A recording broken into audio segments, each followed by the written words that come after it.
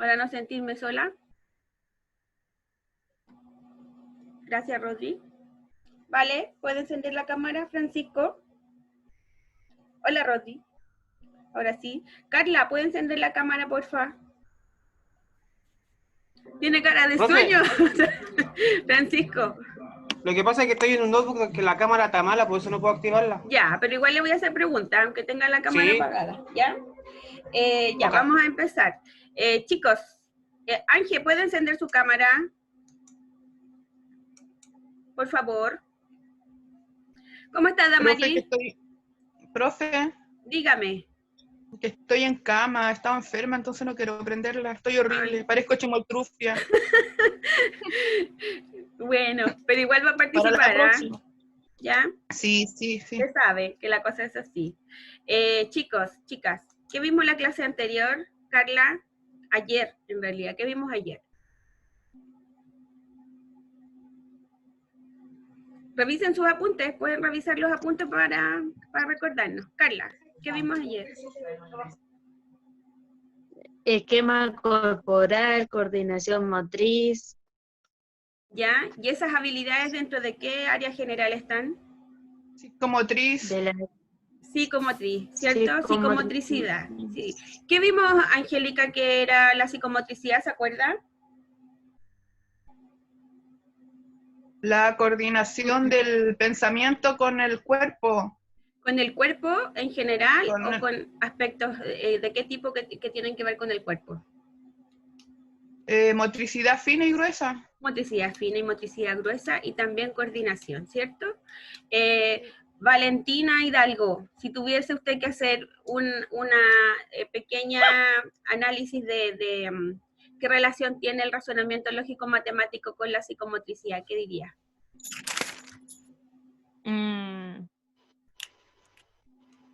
Bueno, lo que yo entendí era de que era la capacidad de actuar o de interactuar, como la relación, ¿Ya? a través de los movimientos y de la mente. Ya, ¿y qué Que tendrá que tengo ver? un chanchullo más o menos. ¿Y qué tendrá que ver esto con el razonamiento lógico-matemático? ¿Quién le puede ayudar a la Vale? Que se le dio vuelta al vaso. Valentina Barquín, ¿usted le puede ayudar a la Vale aportando con respecto al... Lo que yo entendí es que era como una reflexión en una situación que busca una solución lógica. Lo que yo ¿Cómo? entendí. ¿Qué ejemplos vimos ayer, Francisco, con respecto a eso? Hoy que vimos tantos ejemplos. Pero de eso se trata, pues para que podamos bajar la información tenemos que ver ejemplos, ¿cierto? Era la vuelta, el ejemplo de la vuelta de carnero, la rueda. ¿Ya? Por ejemplo. ¿Y qué podemos relacionar en base a eso? ¿Qué hacíamos para poder ejecutar ese tipo de movimiento? Usábamos los cuerpos, ¿Ya? pero el niño primero tenía que como copiar para que él pueda hacer como va a hacer la secuencia. Seguir un modelaje, ¿se acuerdan? Y que ese Copia, sí. modelaje tenía que ser correcto. Ya. Muchas gracias, Francisco.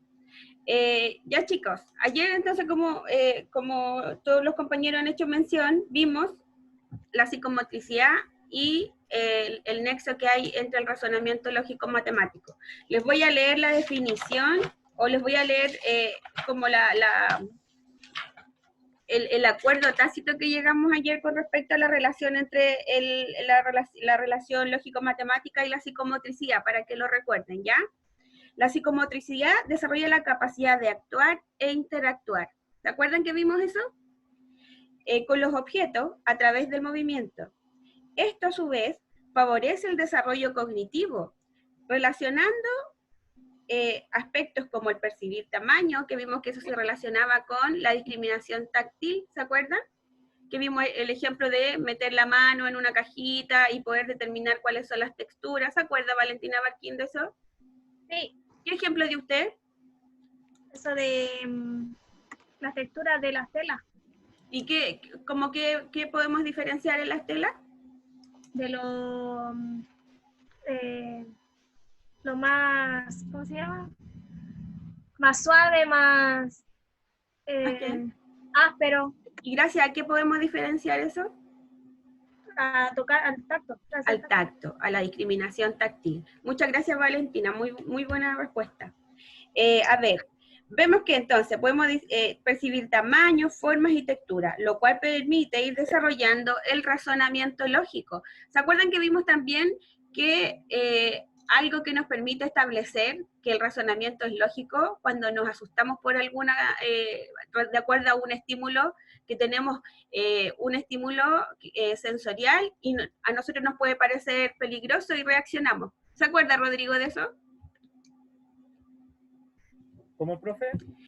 Que al tener este razonamiento lógico, nosotros reaccionamos de manera lógica ante un estímulo que puede ser riesgoso. ¿Se acuerda? Pero no se escucha. Ya está mudo de nuevo Rodrigo. Yo creo que baja el volumen para puro que... No. Valentina, ¿puede ayudar al compañero? Profe, ¿cómo era la pregunta? Ayer vimos un ejemplo, que dijimos que habían reacciones que también eran lógicas, que estaban de acuerdo a un estímulo, que por ejemplo yo escucho un ruido y me pongo en alerta, me asusto.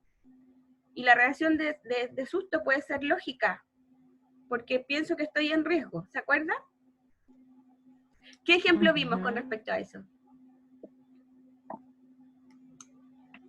Uy, de lo que me acuerdo cuando hablamos como del lado como dominante, así. ¿Cómo se llamaba eso, esa habilidad? Profe, el ejemplo que dio fue cuando íbamos cruzando la calle y tocaban la bocina. Ya, ¿qué pasa en ese caso, Angélica? Uno reacciona por instinto. Claro. Corre. Pero llegamos a la conclusión de que esa reacción es lógica, porque estamos asustados y por lo tanto reaccionamos ante ese estímulo, ¿cierto? Gracias, Angélica. Vale, ¿cómo se llama esta predominancia de uno de los dos lados del cuerpo? Recuerden que no solo era de extremidades superiores o inferiores, también tenía que ver con los ojos, con la audición. ¿Cómo se llama, Ángel? Lateralidad. Lateralidad. ¿Y cuál era la importancia de esto, Valentina Hidalgo? Sorry, Valentina.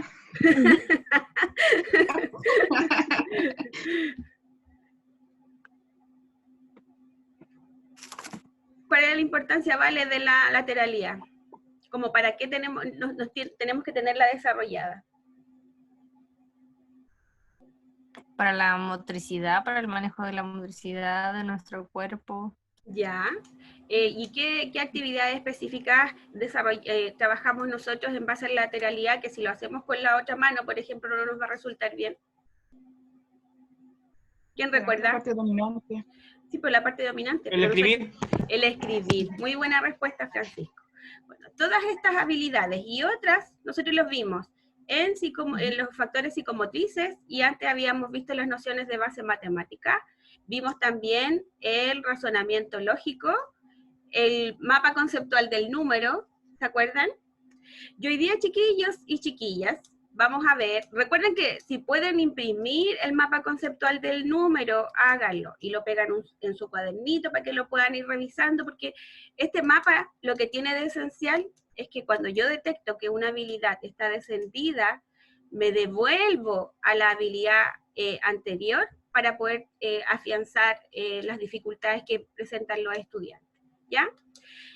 Hoy día, chiquillos, vamos a hacer el trabajo de hoy. Vamos a hablar de las DAM. ¿Se acuerdan cuando empezamos en la asignatura? Que yo les mencioné la abreviatura DAM, que significa dificultades en el aprendizaje matemático, y que a veces en la literatura vamos a encontrar esta abreviación como DAM, dificultades en el aprendizaje matemático.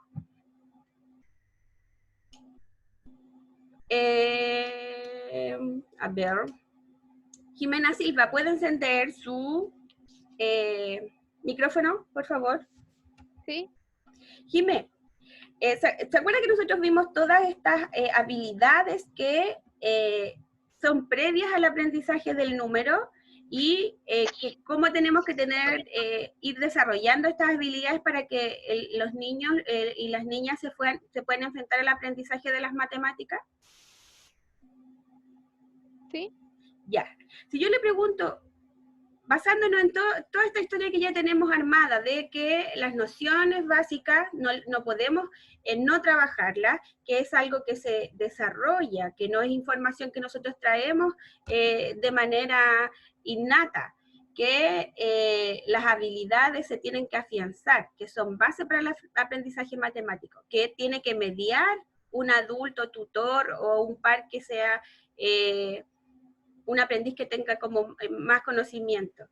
¿Cuál usted cree que serán los factores que inciden en las dificultades del aprendizaje matemático? Por ejemplo, puede ser, no sé, no estoy segura, pero puede ser no reconocer los números. ¿Ya? ¿Por qué cree usted que eso puede ser un problema para no aprender matemáticas? Porque hay, o sea, yo estaba leyendo el DAM ¿Sí? ¿Ya? y decía que hay niños que no reconocen, o sea, yo lo entendí así, que no reconocían los números o los símbolos matemáticos. El año pasado la profe de psicología decía que podían dar vuelta a los niños los números. ¿Ya? Entonces ahí puede haber un error. ¿Y de ¿Cómo dónde le diste podrá? al Julia, profe? Exacto, vamos para allá, Angélica. A eso me refiero, a lo que decía la compañera. Leí el informe. Sí, muy bien, pues si de eso se trata, que llegue el material antes, que ustedes puedan revisarlo y que podamos interactuar bien en la clase, ¿ya?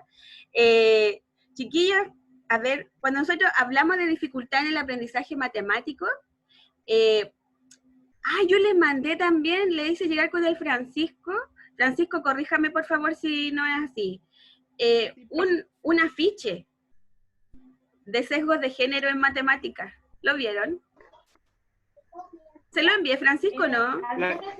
La equidad de género en la práctica pedagógica en el aula. Exactamente, y que tenía relación con las Sí, matemáticas. se lo envié. Ya. ¿Qué decía ese afiche, Francisco, si se acuerda? La palabra depredadores. No me acuerdo. ¿Quién se acuerda de lo del afiche de equidad de género en el aula? Es un afiche muy sencillo, chiquillos, pero que hace relación a la cantidad de mujeres que dice tener dificultades en el aprendizaje matemático y la comparación que se hace con los hombres que dicen tener dificultades en el aprendizaje matemático. Lamentablemente, la proporción de mujeres que denuncian tener dificultades o que les cuesta más aprender matemáticas supera a los hombres en un 33%, ¿ya? Eso significa que de cada 3 personas, 2 dicen que son malas para las matemáticas. ¿Recuerdan ustedes cuando hicimos el primer ejercicio en la asignatura y yo les pregunté, ¿quién es mala para las matemáticas? Y todas levantaron la mano. Eso, chiquillas, tiene que ver con un sesgo de género, y tiene que ver con un sesgo de género que hemos perpetuado los docentes en el aula, ¿ya? ¿Y con qué cree usted que tiene que ver, Angélica? ¿De qué forma los docentes perpetuamos los sesgos en el aula? Pero antiguamente. Todavía. Hay un estudio del 2018 que demuestra que los profesores y las profesoras, los educadores y las educadoras les damos más posibilidad a los hombres para responder matemática porque se cree que tienen más posibilidades de rendir bien. Sí, lo que pasa es que por lo que yo le decía el otro día, que era porque se supone que el hombre tiene más desarrollado una parte del cerebro que es matemática, y nosotros las mujeres que es lenguaje, por eso hablamos mucho. Ya, ¿y qué dice la neurociencia con respecto a eso?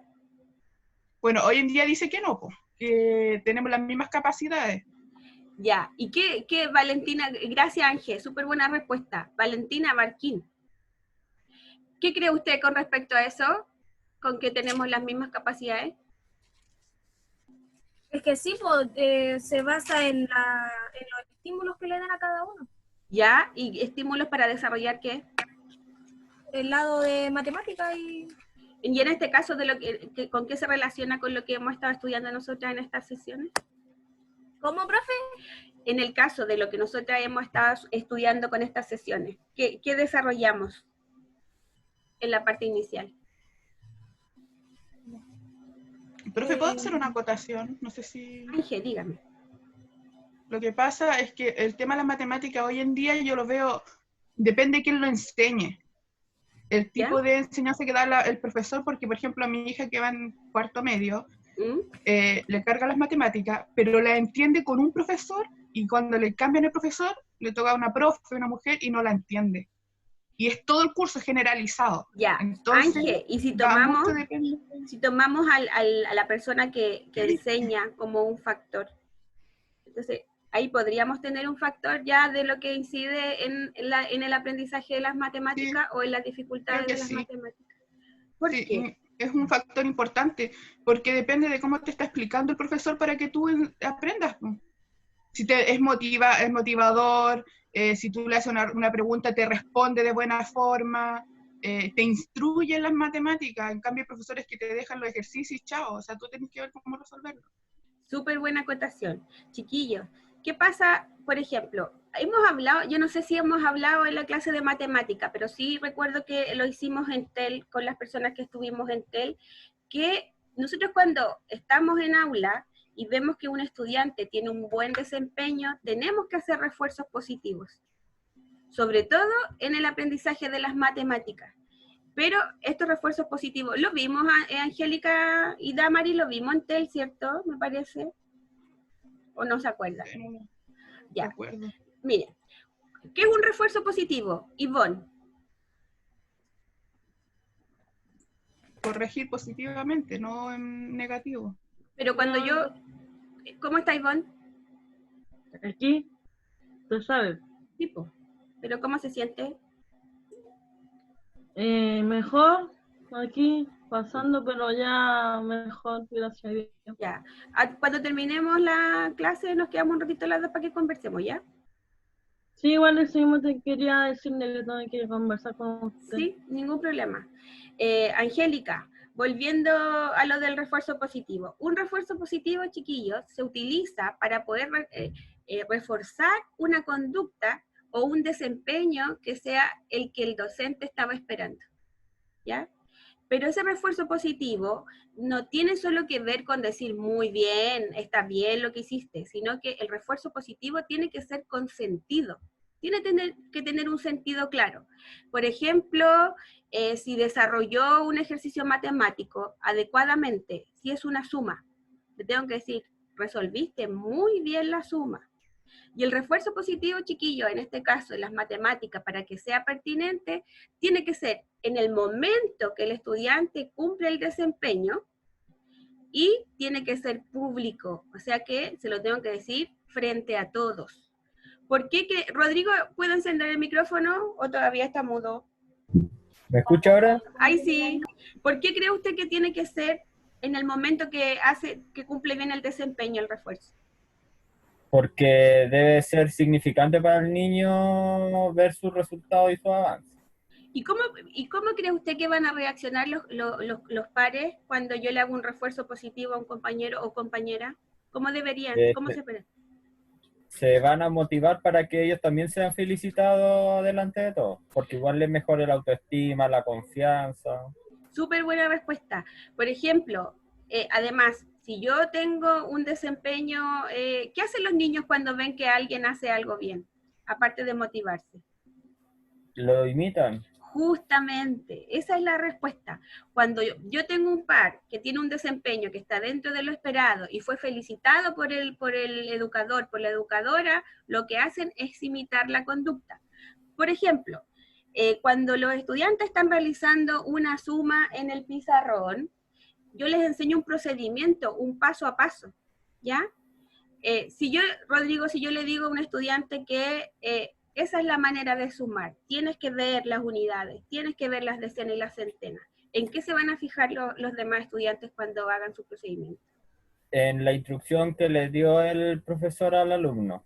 Justamente. En este caso, ¿qué sería? Unidad, decena y centena. ¿Se acuerdan que hablamos de ese término ya? Sí. ¿Qué era? ¿Se acuerdan? ¿Cómo se llama eso? Lo vimos. Las nociones básicas. Eso es valor posicional. Valor posicional.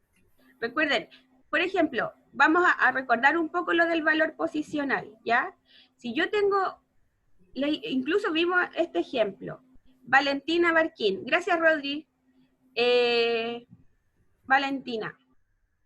Si yo tengo el número, la cifra 444, el 4 es igual en las 3 posiciones, en la unidad, en la decena y en la centena. No.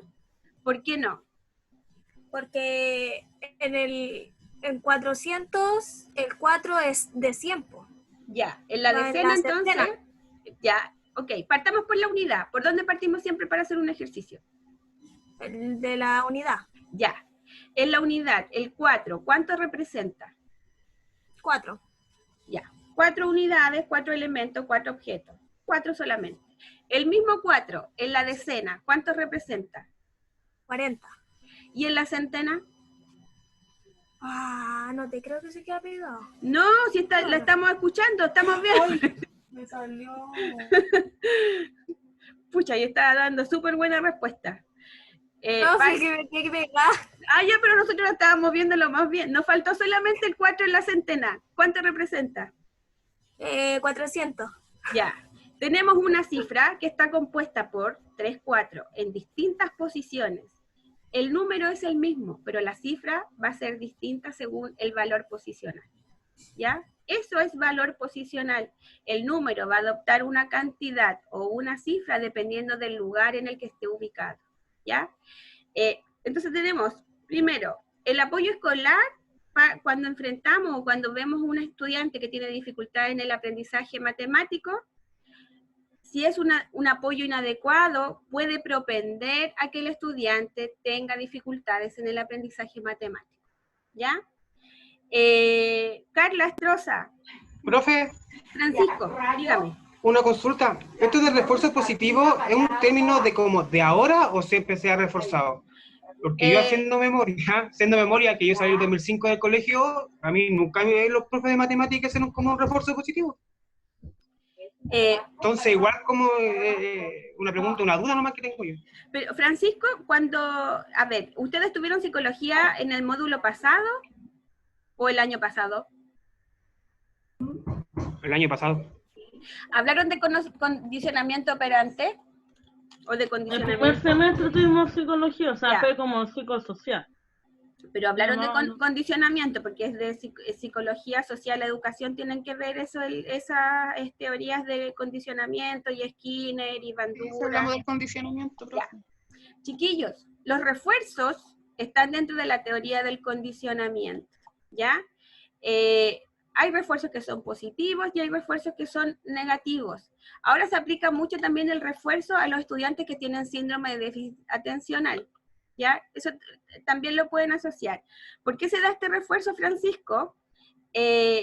Porque tengo que reconocer el logro. Recuerden, chiquillos, que las decisiones pedagógicas que nosotros tomamos en el aula nos permiten que el estudiante logre el desempeño que nosotros queremos. Francisco, encienda su micrófono un poquito. ¿Listo? Gracias.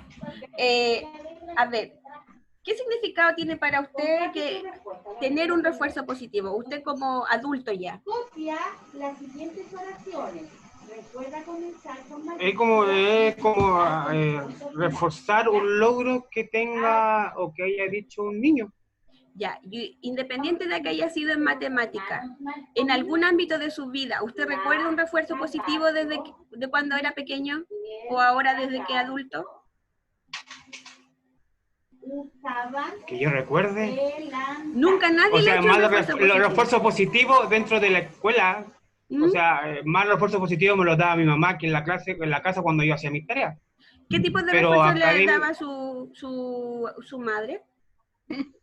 O Antes sea, eran muy distintos los de ahora, profe. ¿Cómo?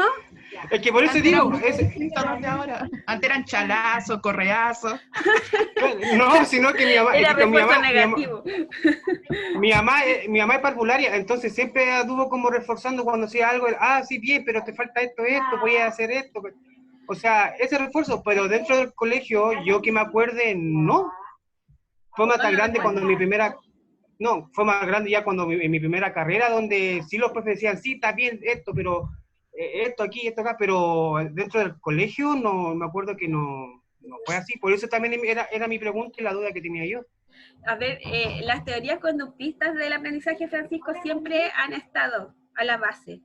La dificultad o el problema puede ser que el docente, el educador o la educadora no lo use, pero sí para nosotros es un medio para lograr desempeños esperados, porque los estudiantes se motivan a trabajar. Por ejemplo, si yo a ustedes les digo, Rodri, si yo a usted le digo que su desempeño está bien y que me gusta que opine y que las cosas que usted dice son acertadas, ¿qué va a hacer después? Me voy a motivar. ¿Y qué va a seguir haciendo en la clase? Seguir participando, aprendiendo. O sea, chiquillos, a veces no tiene que ver con un muy bien, súper bien lo que hiciste, pero son como indicaciones que uno le va dando a los estudiantes. El como súper acertado. El guiarlo, yo creo que es el guiarlo. ¿Para qué?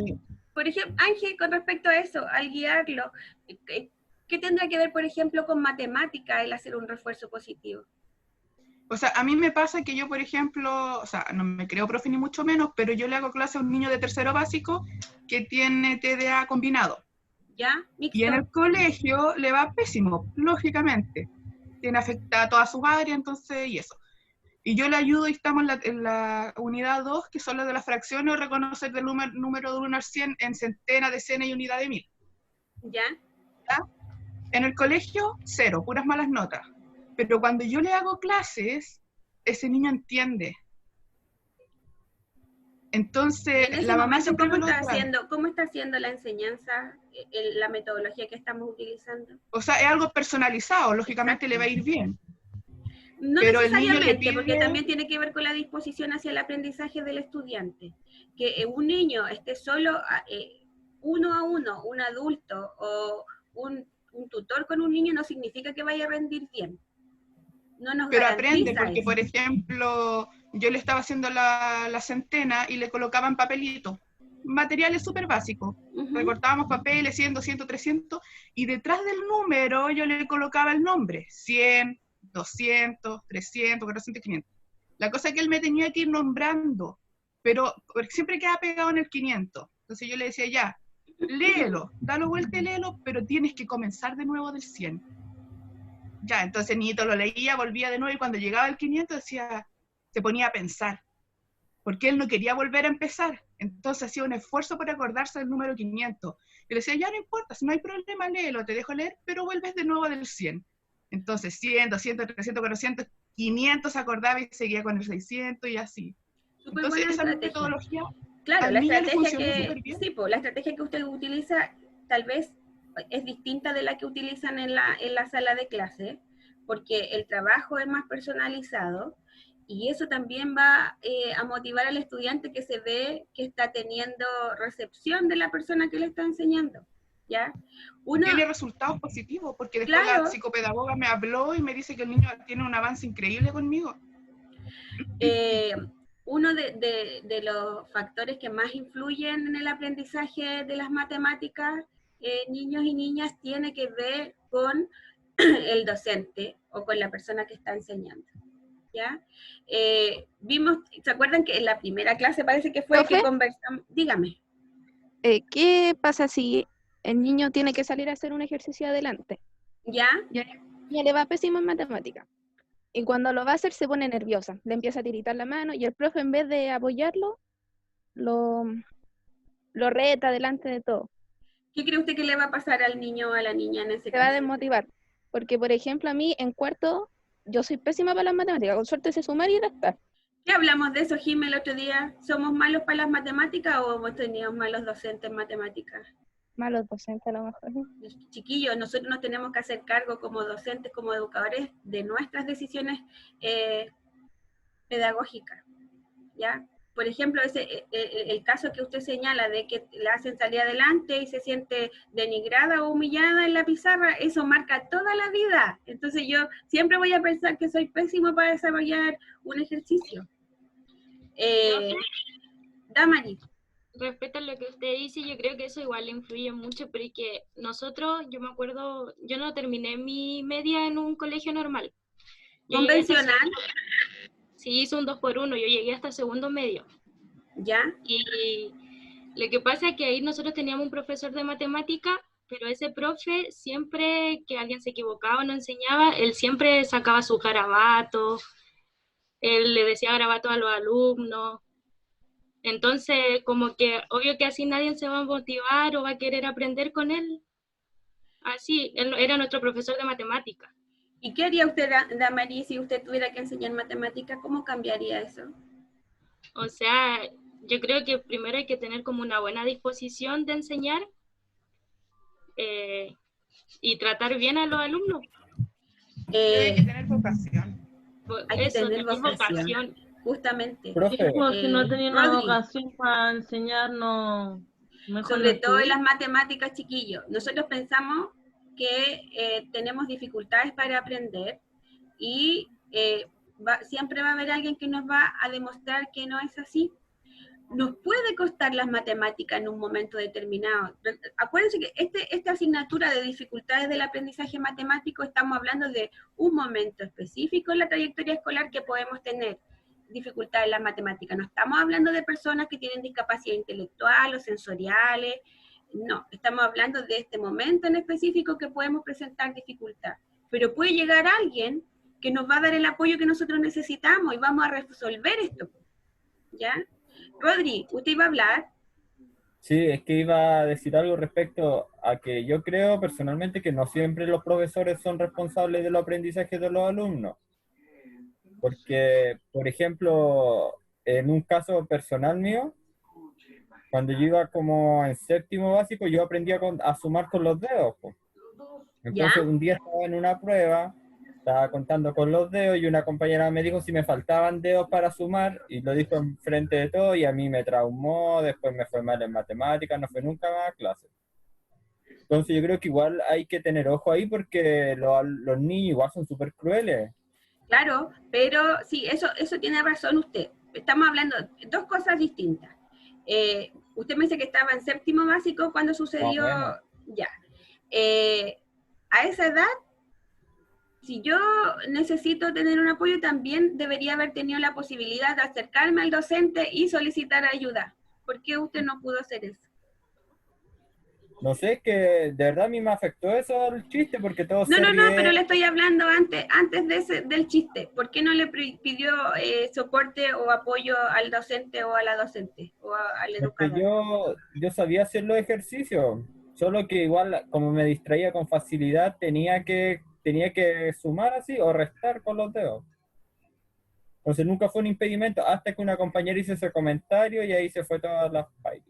Claro, pero mire, por ejemplo, que usted haya tenido esa dificultad en ese nivel, también pasa por la decisión pedagógica. Porque debería haber manejado alguna estrategia que le permitiera hacerlo de otra forma. ¿Se fija? La responsabilidad y esto de que los compañeros molesten, sobre todo cuando los niños salen a la pizarra. ¿Qué pasa, Mayori, cuando alguien sale a la pizarra y se equivoca, sobre todo en matemática? Uno se pone nervioso. Ya, pues, y se le pone la mente en blanco. ¿Y los compañeros qué hacen? Se burlan. Se burlan, sí, eso es verdad lo que dice el Rodri. Pero yo a lo que voy, chiquillos, es que cuando ustedes estén en la sala de clase tienen que determinar esos factores que pueden incidir en el aprendizaje en cierto momento. O sea, como que cautelar que esas cosas no sucedan, ¿ya? Por eso ustedes van a trabajar en codocencia en el aula, ¿ya? Porque también tienen que estar ahí alerta a lo que puede pasar, a lo que pueden hacer los compañeros, sobre todo en matemática, que es uno de los dominios que vemos que hay cierta complejidad al enseñar y al aprender, ¿ya? ¿Quién habla? Que no se vaya la idea que termine Lo que pasa es que yo encuentro con respecto a lo que dijo Rodrigo y Francisco, antes estaba menos, no sé cómo decirlo, fiscalizado quizás. Entonces los profesores hacían sus clases y si uno no entendía nomás. Porque pedir ayuda en los tiempos antiguos era prácticamente, no sé, pues condenado. Yo también concuerdo mucho con la Angélica. Yo creo que es una cuestión de cambio de época que está pasando. Sí. Porque yo me acuerdo que... No, dale, Francisco. Dale tú nomás. No se va, no se Vamos a tirar una moneda. Ya hablo yo. Mire, profe, Corta tú, Había Toño. el tema de la integración. yo cuando iba al colegio, A ver, espera un poquito, Iván, que está hablando la Angélica. No, perdón, es que no escucho a los demás. ¿Puedo hablar? Sí, dele nomás. Ya para terminar la idea. Lo que pasa es que hoy en día el tema de la integración ayuda mucho a la fiscalización también de cómo los profesores están enseñando. Antes no había como eso de que, pucha, uno se equivocaba, todo el mundo se reía y ahí quedaste.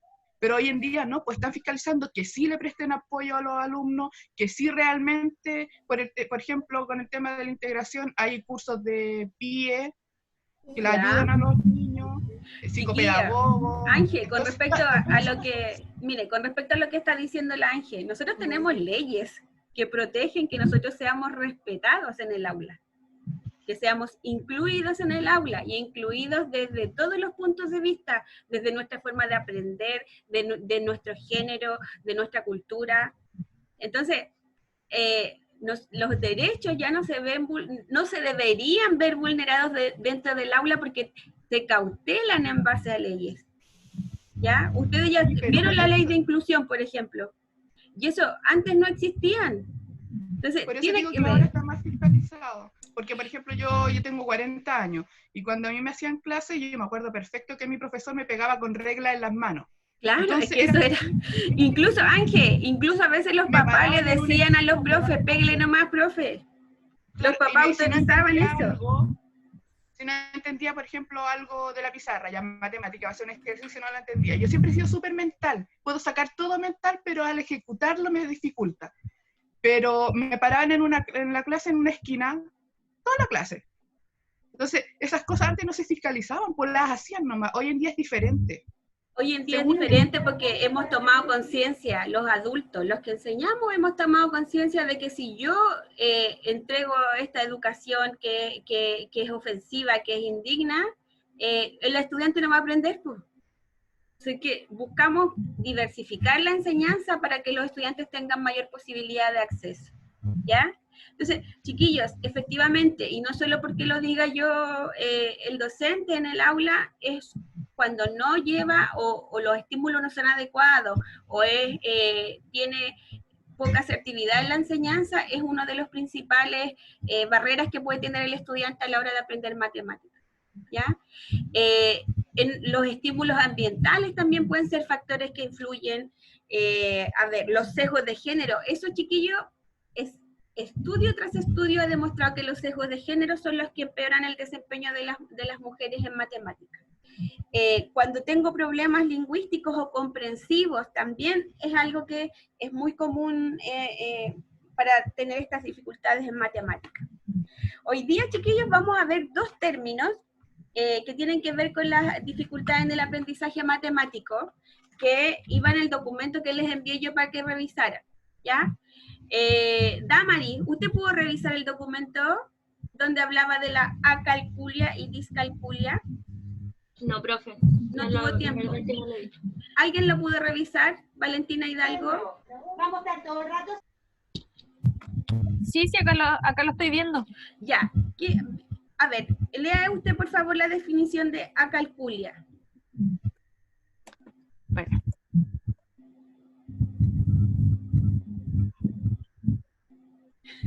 De acalculia, ¿verdad? Sí, por favor. Ya. Dice, la acalculia es la alteración en las habilidades y procesamientos matemáticos debido a lesiones cerebrales. En este caso, no se trata de una dificultad de aprendizaje, sino un trastorno debido a una lesión cerebral. Ya. Si se fijan, chiquillos, no apague el micrófono, ¿vale? Tenemos acá dos elementos que son esenciales. Habla que son alteraciones en las habilidades del procesamiento matemático, ¿ya? Que no le permiten desarrollar procedimientos, no le permite desarrollar operaciones. Eso quiere decir que en algún momento tuvo las bases del desarrollo matemático, pero las perdió.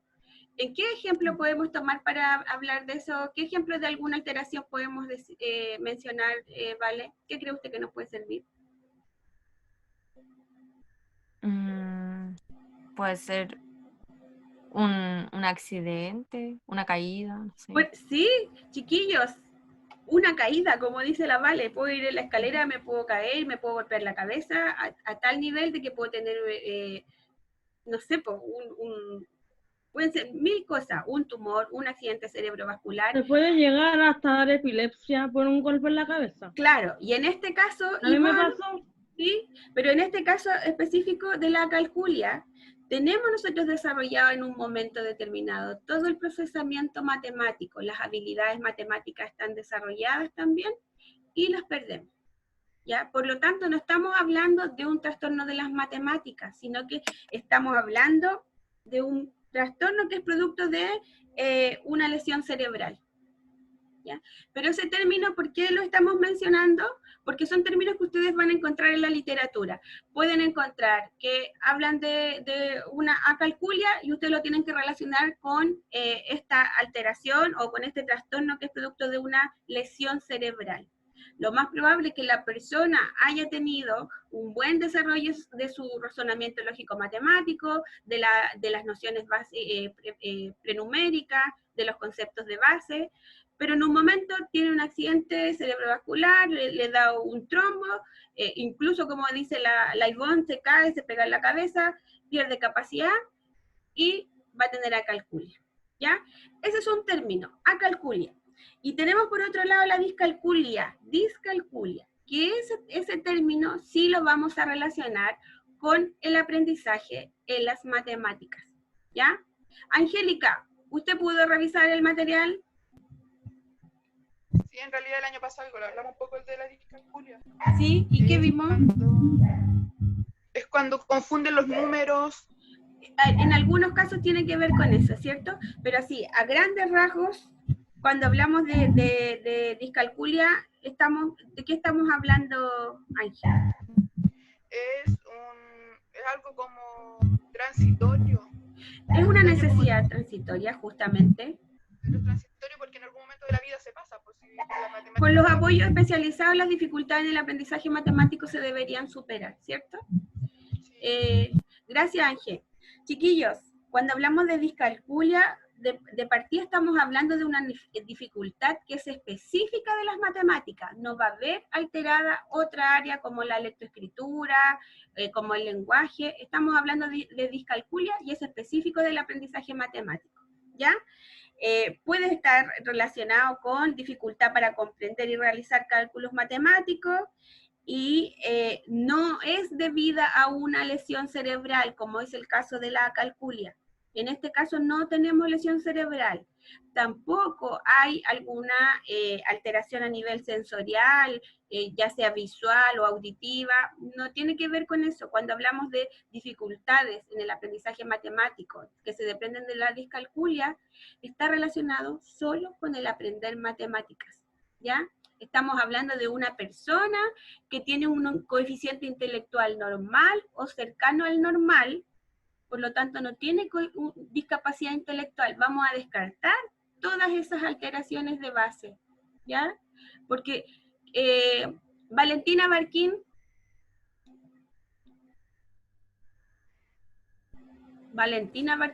Acá. Ya. Si una persona con discapacidad intelectual tiene dificultades en matemática, ¿a qué se deberá esa dificultad en las matemáticas? ¿Con discapacidad? Sí, con discapacidad intelectual.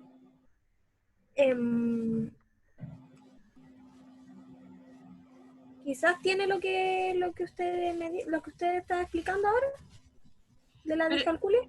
Ya puede ser una discalculia, pero ¿a qué está asociado en este caso? ¿Será una dificultad específica en las matemáticas o estará relacionado con la discapacidad intelectual? Quizás con la discapacidad intelectual. ¿Por qué? Marjorie, ¿le puede ayudar a su compañera? Iba a responder lo mismo, le iba a decir Ya, que pero diga estaba por qué, relacionado. ¿Con qué está relacionado? Porque eso es como, es provocado. ¿Por qué? ¿Provocado por qué? Por la necesidad educativa que tiene, por la déficit, o sea, la discapacidad intelectual. Claro, eso sería parte de la discapacidad intelectual. Estaría relacionado en este caso con la discapacidad intelectual que está a la base del aprendizaje, ¿cierto? Sí. Cuando hablamos de dificultades en el aprendizaje matemático, chiquillos, estamos lejos de eso. Nos tenemos que pensar en un niño, en un estudiante que tiene una dificultad asociada a otro tipo de factores, a la comprensión, a la ejecución, la resolución de procedimientos matemáticos, pero no discapacidad intelectual, no trastorno de la visión, no trastorno de la audición, ¿ya? Es solo matemática. Dificultad específica en el aprendizaje matemático, ¿ya? Sin discapacidad intelectual, sin daño sensorial. A ver, ¿qué más? Pero tiene dificultades para comprender y o aprender matemáticas, ¿ya? Chiquillos, con respecto a estas dos dificultades en las matemáticas, recuerden siempre, la calculia se ve como una dificultad en la matemática, pero después de haber adquirido las matemáticas y por una lesión cerebral, ¿ya? La discalculia en este caso es la dificultad específica de las matemáticas, y vamos a encontrar muchos tipos distintos de discalculia, ¿ya? En un documento que yo les envié, aparecen muchas definiciones de discalculia, de tipos de discalculia. Es para que tengan una referencia, no es para que se lo aprendan de memoria. Estos términos ya no se utilizan. Los términos acalculia y discalculia no se ven como un trastorno del aprendizaje matemático, porque ahora hablamos de dificultades del aprendizaje matemático. Pero ustedes todavía lo pueden encontrar en literatura, por eso es bueno que sepan lo que es, ¿ya? Pero como diagnóstico, ustedes no van a ver un informe de algún profesor o profesora especialista que diga que el estudiante tiene discalculia, porque el concepto se redefinió, ¿ya? Angélica, ¿iba a agregar algo? Si usted tiene un alumno con necesidades permanentes, ¿cómo le enseña las matemáticas? Si necesita que aprenda la centena, la decena. ¿Qué tenemos que considerar primero? La necesidad, si es ciego. Recuerde que nosotros tenemos que tener todas las características del alumno para poder establecer una estrategia. Y las características entre uno y otro estudiante puede ser un mundo de diferencia. Son muy diferentes. ¿Y qué tendríamos que hacer, Marjorie? Hay que ver las debilidades, fortalezas, la necesidad educativa que tiene el niño. Y en base un a conjunto eso, de cosas, hacer una estrategia de aprendizaje. Súper buena respuesta. Por lo tanto, yo no puedo dar una idea, puedo dar ideas generales, pero no puedo dar una estrategia para un estudiante si yo no lo conozco, ¿ya? Buena respuesta, Marjorie. Chiquillos, ¿cómo? Pero si lo tienes, tiene usted un alumno ciego. Tenemos que buscar la estrategia, tenemos que ubicar los apoyos que sean necesarios, pero para eso tenemos que conocer todo tenemos que tener es que ese niño igual debe tener alguna habilidad y de ahí lo podemos potenciar. Justamente. Como dice la Marjorie, cuando nosotros detectamos cuáles son los andamiajes que podemos utilizar, de ahí podemos obtener estrategias de trabajo. Niños, en el módulo 4 hay un cuestionario. ¿Lo vieron? ¿No lo han visto? Bueno, ese cuestionario yo les voy a enviar mañana el link, o tal vez más ratito, ¿ya? Para que ustedes lo puedan responder. Ese cuestionario es con nota. Recuerden que nosotros tenemos el trabajo del cuadernillo que tienen que entregar el martes, y el cuestionario también es con nota. Tienen una posibilidad de hacerlo. Revisen bien los PPT, revisen los documentos que les mandé con el Francisco y los que están en la plataforma. El cuestionario ya está activado. No, lo acabo de cerrar porque ese no es el que tienen que responder ustedes. ¿Y ese ¿ya? qué entonces? No, ese era un ejemplo que había en la plataforma. Yo les voy a enviar el link del que tienen que responder. ¿Ya? Ya, yo lo hice ayer, entonces ya la nota que estaba... Había un mensaje como título de ese cuestionario que decía que la docente le iba a enviar, tiene que leerlo, pues, Ivonne, porque ahí decía que yo le iba a enviar el link, ¿ya? Ya, chicos. Entonces ya era. Exacto. La actividad formativa, pues recuerden que los dejamos hasta el fin de la asignatura, pero lo que ustedes tienen que desarrollar dentro de las fechas son los que están con nota, ¿ya?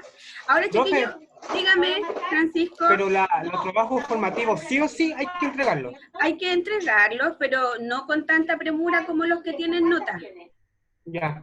¿Ya? Pero sí o sí, antes del 12. Antes de que termine la asignatura. Ok. ¿Ya?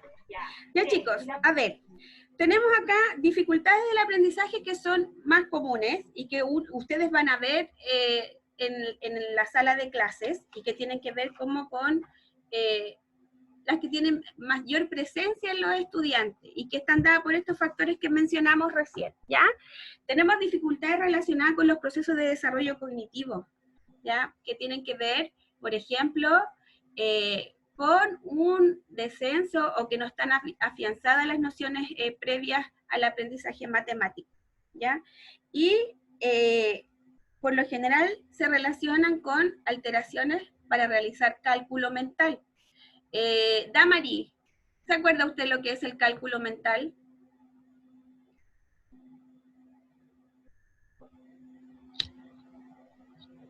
¿El cálculo mental? ¿Cuándo realizamos cálculo de manera mental? Si yo le digo a usted, ¿cuánto es 5 más 2? 7. Ya. ¿Tuvo necesidad de hacer el ejercicio? Entonces, ¿qué hizo? Ahí hizo un cálculo mental. Exactamente.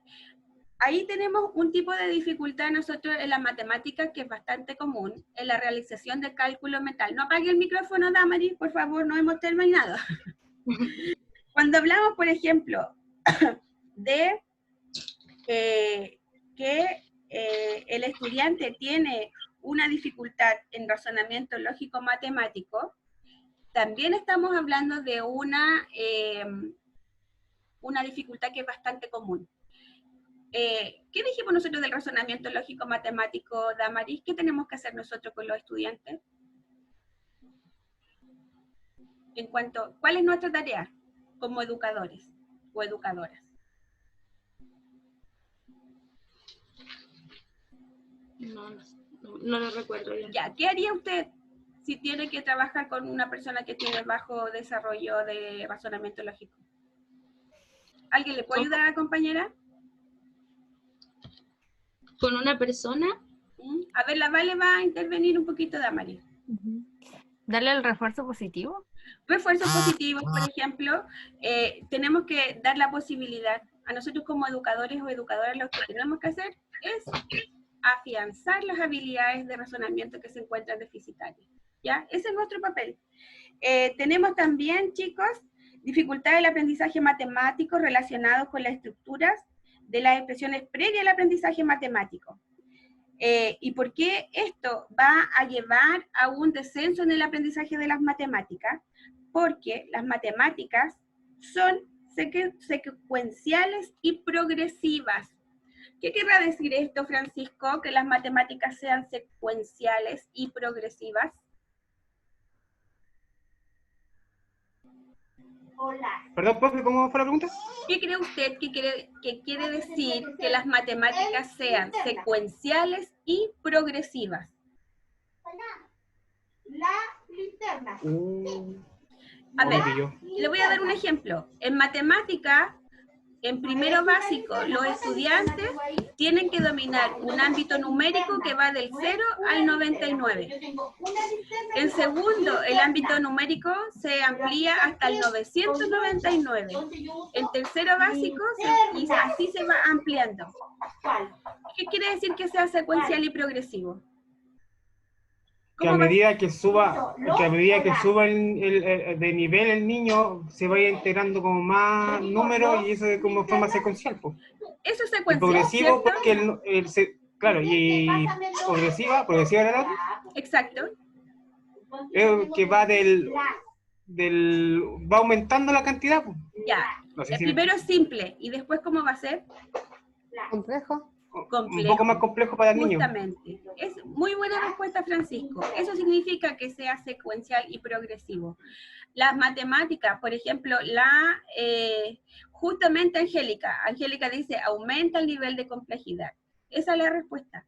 La secuencialidad va haciendo que este aprendizaje sea progresivo y complejo.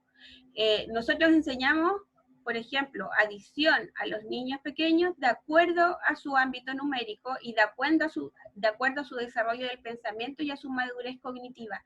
vamos aumentando la dificultad de los aprendizajes matemáticos a medida que se va avanzando de nivel y de edad maduracional, ¿ya? Tenemos, chiquillos, en este caso, dificultades en la operación. Y eso significa que tienen dificultad para determinar la operación que se debe realizar. ¿Qué operaciones matemáticas conocemos, Carla Estroza? Está pegada la Carla. ¿Cómo, profe? ¿Qué operaciones matemáticas conocemos? ¿Cuáles son las operaciones matemáticas Suma, básicas? resta. ¿Ya? ¿Suma, resta, qué más? Dividir, multiplicar. Justamente, esas son las operaciones matemáticas. Y cuando usted aprendió a sumar, aprendió con 2 dígitos, ¿cierto? Así como 2 más 1. ¿Cuánto es 2 más 1? Sí. ¿Cuánto es 2 más 1, Carla? 3. Ya. ¿Y después cómo fue ampliando su 3. ámbito numérico? Se va, a ver, nosotros cuando somos pequeños... Con más números. Con más números, justamente, con cifras que son más grandes. Gracias, Carla. Las personas que tienen dificultades relacionadas con la operación no pueden determinar si es una suma, si es una resta, si es una multiplicación o una división lo que tienen que ejecutar, ¿ya? Hay también otro tipo de dificultades que tienen que ver con las estructuras operacionales, ¿ya? Marjorie. Las estructuras, mire, las estructuras operacionales tienen que ver con cómo se realiza el algoritmo, el proceso de un ejercicio determinado. Por ejemplo, multiplicar, ¿es igual que dividir? No. ¿Cuál sería la diferencia entre procedimientos? ¿Cómo yo le enseño a un niño cómo el proceder de una multiplicación, por ejemplo? ¿Cómo le explico yo a un niño? Un procedimiento. La diferencia o la diferencia. Digamos, ¿cómo le enseñaría usted a un niño a multiplicar? De primero con números que él ya conoce y sobre todo números más fáciles. O sea, como en menos cantidad, no tanta cantidad en un principio. Con un ámbito numérico que sea más bajo. Sí. ¿Sí? Y la división tiene como un poco más de complejidad porque igual a veces se suma más de un número. O sea, claro, se divide más. Justamente. Pero sabemos que la multiplicación, por la eso división, nos enseñan primero sumar, restar, multiplicar y después dividir. Ya. ¿Sabe por porque qué íbamos nos agregando enseñan? la complejidad. Exactamente, muy buena respuesta. Y nosotros cuando enseñamos las operaciones, les enseñamos que tienen pasos a seguir, ¿ya? Pero las personas que tienen dificultad en las estructuras operacionales, se saltan estos pasos o olvidan estos pasos. Entonces la complejidad está en el momento de realizar este procedimiento, en realizar la operación matemática, ¿ya? Tenemos dificultades con el mal encolumnamiento, que altera el valor posicional. O sea que los estudiantes se olvidan que se tiene que sumar la unidad con la unidad, la decena con la decena, etc. ¿Ya? Tenemos dificultad para conocer números y signos numéricos, sobre todo cuando el ámbito numérico está bajo de lo que se está enseñando, ¿ya? Por eso, ahí está, porque tenemos que respetar esta progresión de las matemáticas.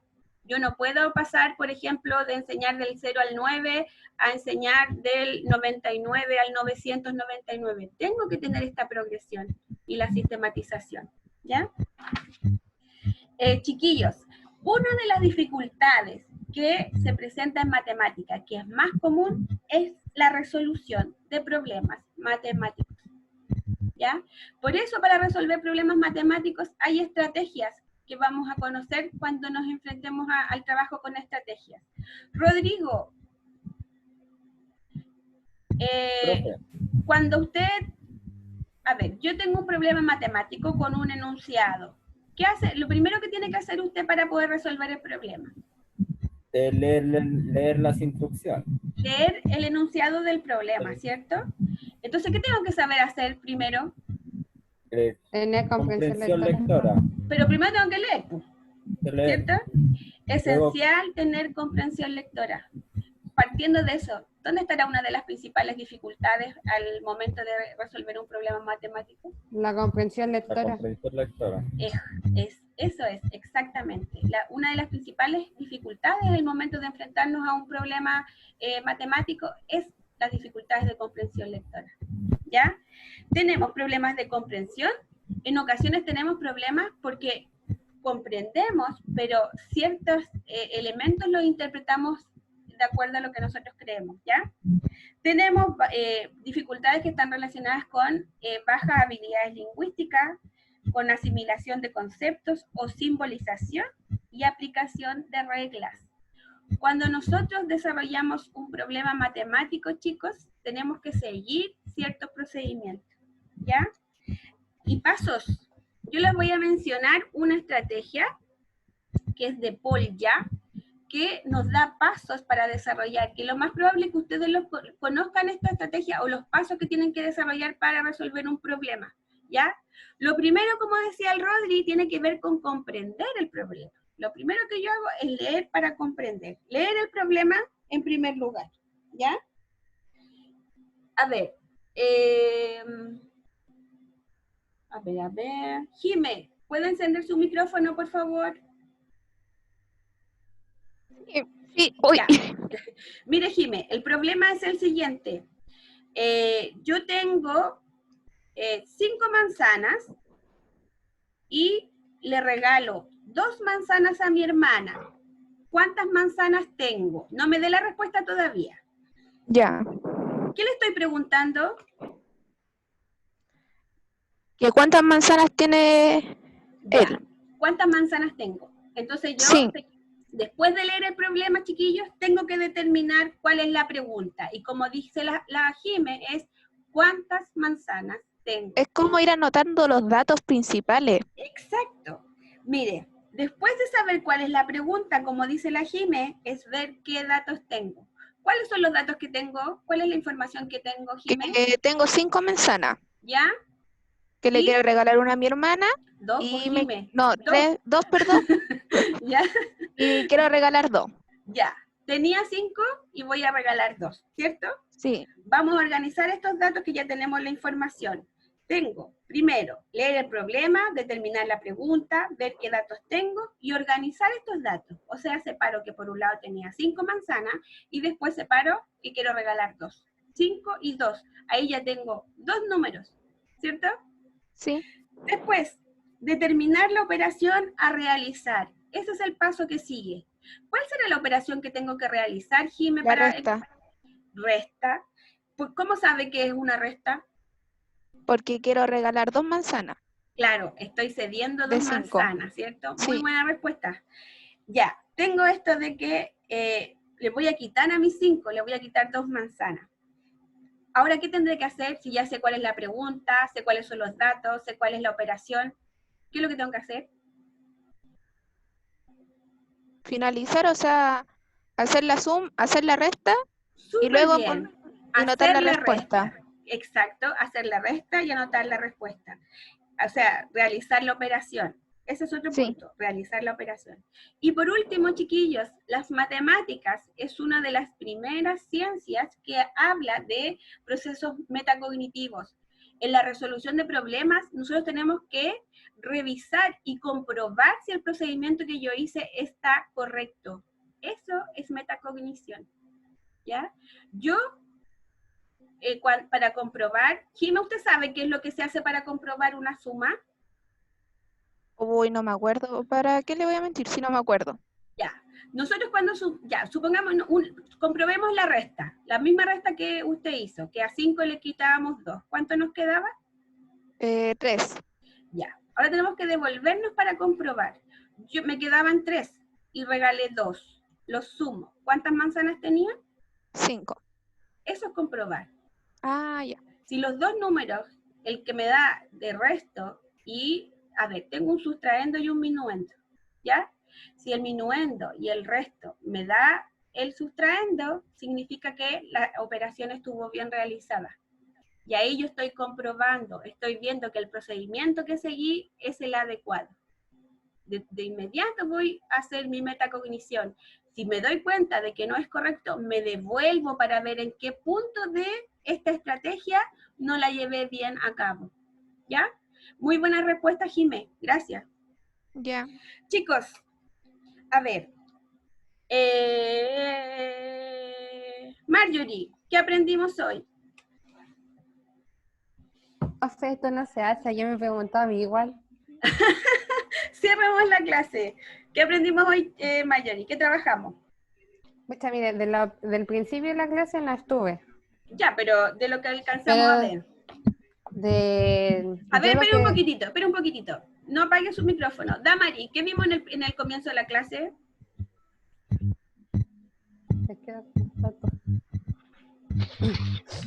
Ya lo que anoté, lo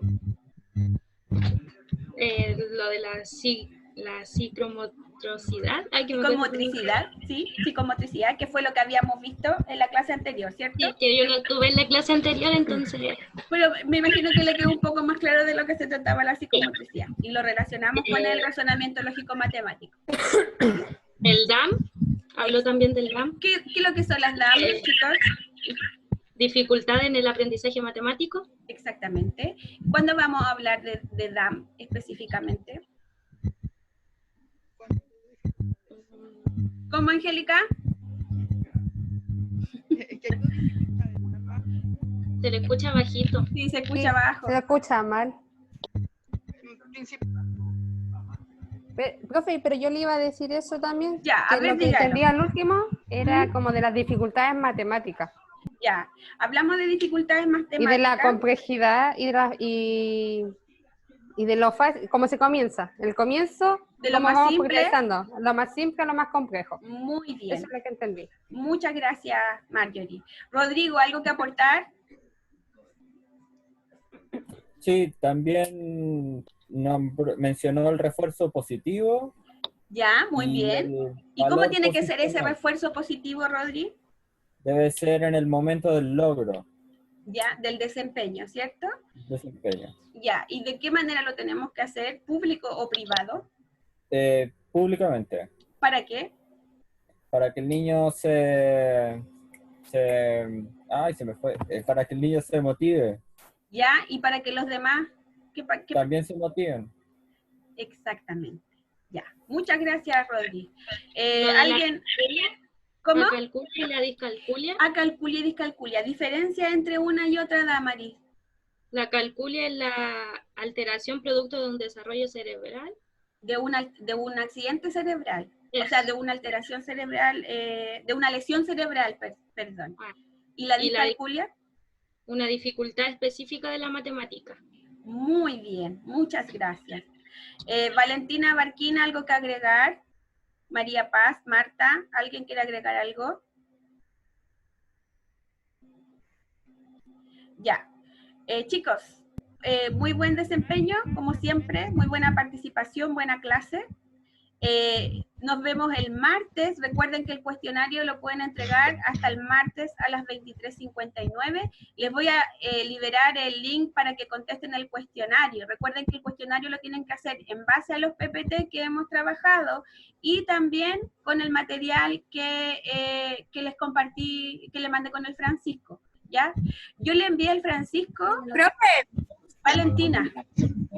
¿El cuestionario lo abre mañana y se cierra el mismo día? No, niñas, les voy a enviar yo el link. Ustedes pueden contestar a través del link. Entonces ahí lo revisan y contestan, ¿ya? Ya, profe, gracias. Es distinto, no va a estar va a estar el link en la plataforma, pero yo se los voy a enviar por correo también, porque está en Microsoft Word. Ahí está el documento, el cuestionario, ¿ya? Le envía al Francisco las clases, si necesitan revisarlas, él se las va a compartir más ratito, ¿ya? Esto, nos vemos el martes, les hago llegar el link de la clase. Cuídense mucho. No me acuerdo si que íbamos a hablar las Sí, dos. la voy a esperar. No se preocupen. Ya, chao niños, chao niñas. Chao, profe. Cuídense mucho. Chao, profe. Cuídense mucho, por favor.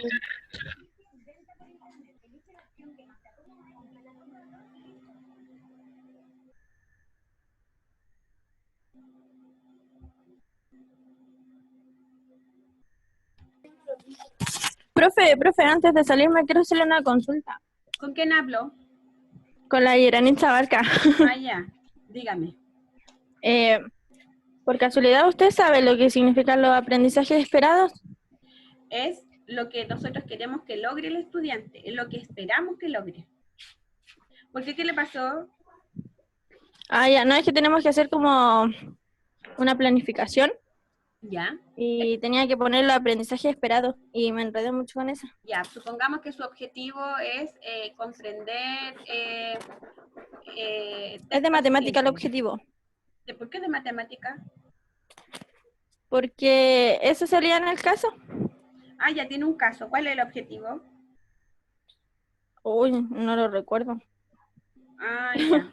Bueno, lo que tiene que hacer, tiene que determinar dentro del objetivo qué es lo que le están pidiendo. Y ahí determinar cuáles son los aprendizajes esperados. Por ejemplo, supongamos que dice que el estudiante tiene que realizar cálculo mental en el ámbito numérico del 0 al 9. Un aprendizaje esperado sería de que primero tiene que manejar ámbito numérico del 0 al 9. ¿Ya? Después resolver operatoria de suma en el ámbito del 0 al 9. ¿Ya? Ya. Eso. ¿Le quedó más claro? Ya. ¿Ya? Sí. Ahora sí. Ya, que ya, esté profe, bien. gracias. Chao. Chao. Ya. Angélica, ¿necesita algo?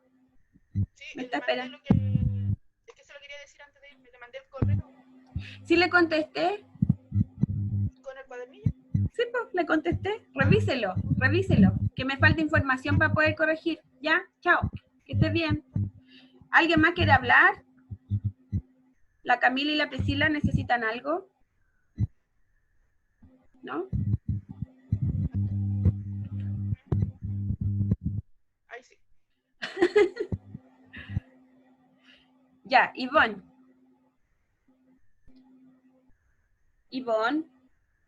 Ya, dígame.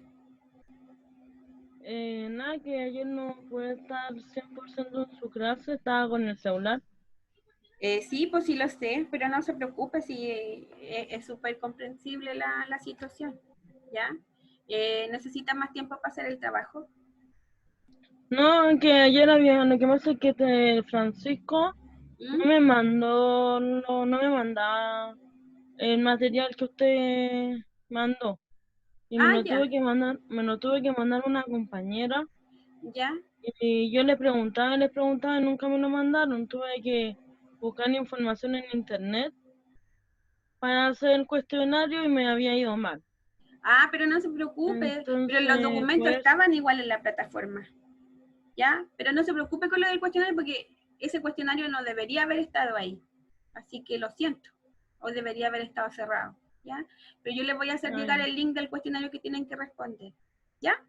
Ya, Así que tranquila, y que esté bien. Ya, yo hoy día igual no prendí mucho la cámara por lo mismo, que no hemos estado muy... Sí, me imagino, pero si necesita algo me tiene que decir nomás, ¿ya? Ya, Ya, cuídese, profe, un abrazo, que esté bien. Chao. Chao.